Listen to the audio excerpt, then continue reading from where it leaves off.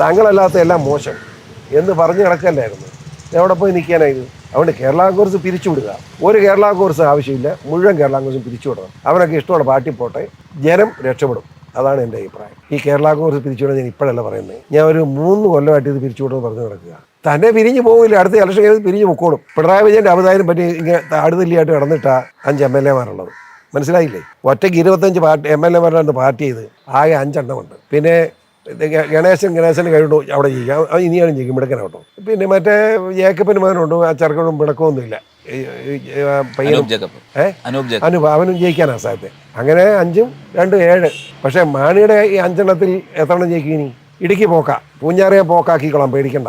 പിന്നെ റാന്നിന്ന് അവിടെ ഒരു മീറ്റിംഗ് പങ്കെടുത്തിരിക്കുക, അവനെ നാട്ടിൽ കയറ്റിയില്ല. 3 എണ്ണം പോയി എന്ന് എനിക്ക് ഉറപ്പായി. പിന്നെ ചങ്ങനാശ്ശേരി എങ്ങനെ ഇരിക്കും എനിക്കറിയത്തില്ല, പക്ഷേ എൻ്റെ അറിവ് ശരിയാണെങ്കിൽ അവിടെയും പോക്കാം.